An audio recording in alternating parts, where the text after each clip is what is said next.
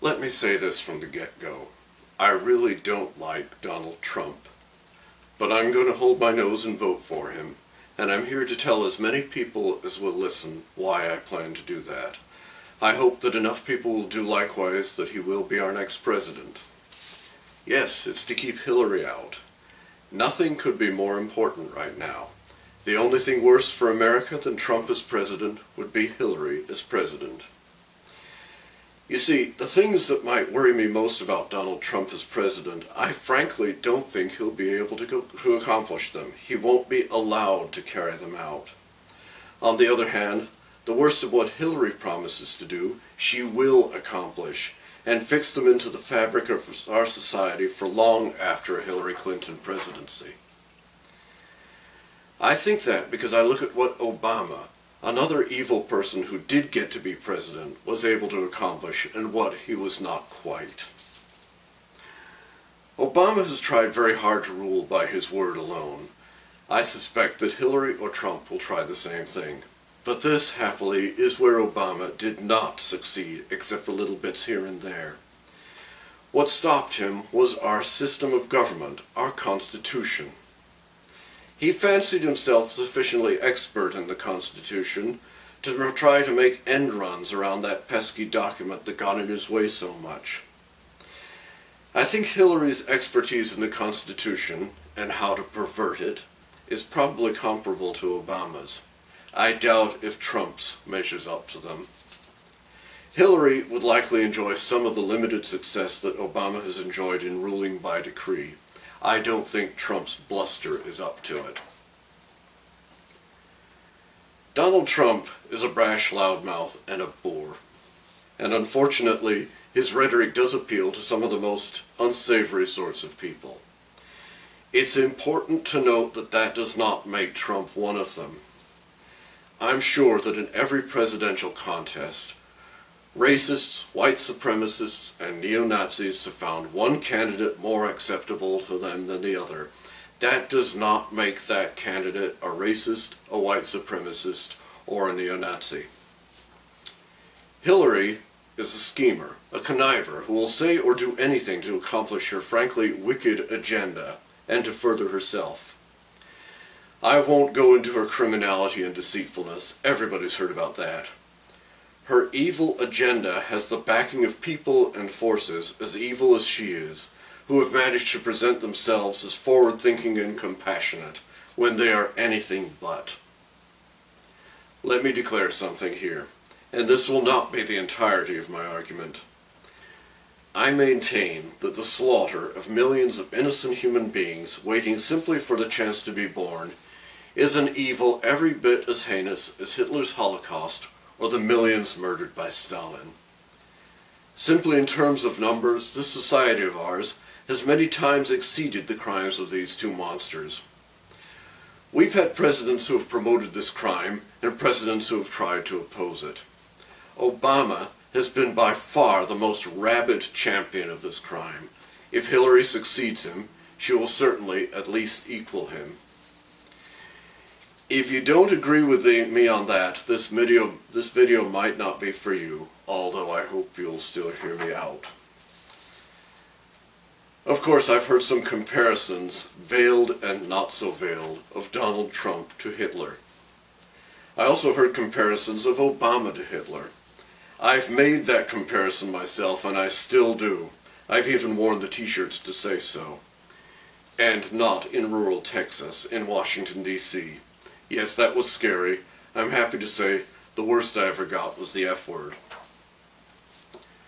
One big difference between then and now, the comparisons of Obama then and Trump now to Hitler is, this time, with Trump, I'm not hearing lofty-sounding lectures on respect. I haven't seen, this time, careers on the rocks because someone who didn't actually make the comparison happened to say something that sounded like it. I haven't, this time, heard Godwin's law cited, or its corollary, that the person who first mentions Hitler or the Nazis automatically loses the argument. But in the case of Obama, and now a possible Hillary presidency, I hold the comparison apt and valid, because of their conviction that murdering millions of innocents for the common good is somehow a good and progressive thing. Remember that the madness that was the Holocaust followed from social ideas and movements that were very chic in their day, in Germany and elsewhere, including America, and promoted as progressive by some people who are widely admired even now. Then, these notions were largely couched in terms of social responsibility. Now it's things like freedom, choice, compassion. It's even called a woman's right. Never mind that the people who benefit most from easily available abortion are selfish, irresponsible men. Successfully label it a woman's right, however inaccurately, and suddenly it must not be questioned, however reasonably. So, Trump versus Hillary? Donald Trump did not have a mass murderess, a criminal against humanity, as an honored guest at his nomination. And I refer, of course, to Cecile Richards. Somebody asked me recently, regarding the people who were afraid that Obama would be a second Hitler, didn't I think that things just didn't turn out that way? Well, that person has made it clear to me many times that when she puts a question, she expects to be told she's right. Say anything else and you're wasting her time at best, starting a fight at worst. But my answer is, it depends on what you look at. As I noted a minute ago, he did not, thank God, succeed in imposing his will by decree. Obama went beyond being the greatest champion to ever occupy the White House of this notion that human life counts for nothing when that life is waiting to be born. In his first days of power, he removed any kind of restrictions on using those human lives for experimentation. He said he wanted to remove politics from medical research. Isn't that what Hitler did for Joseph Mengele, the mad doctor who experimented on the inmates at Auschwitz?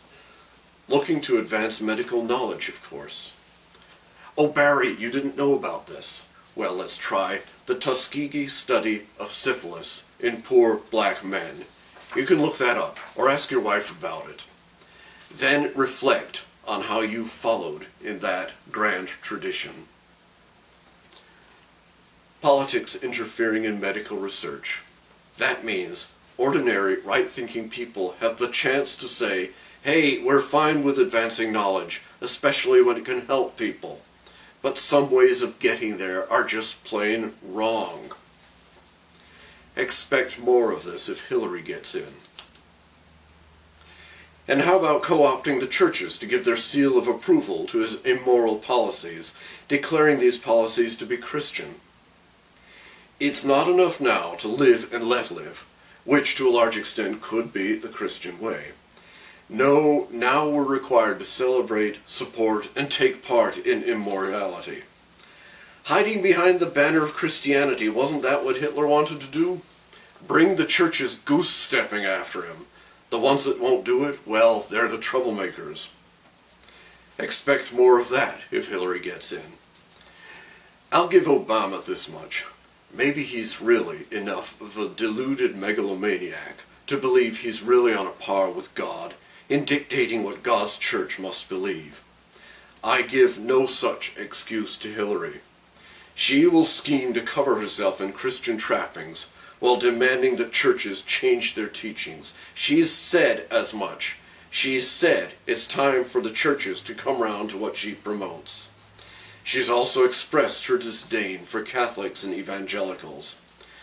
Render unto Caesar the things that are Caesar's, absolutely. But for 2,000 years the problem has been when Caesar demands the things that are God's. Oh yeah, and right now our leader, our great unifier, is trying all by himself to decree that in our schools, if a boy prefers to change his clothes and take showers with our daughters, the schools have to let him.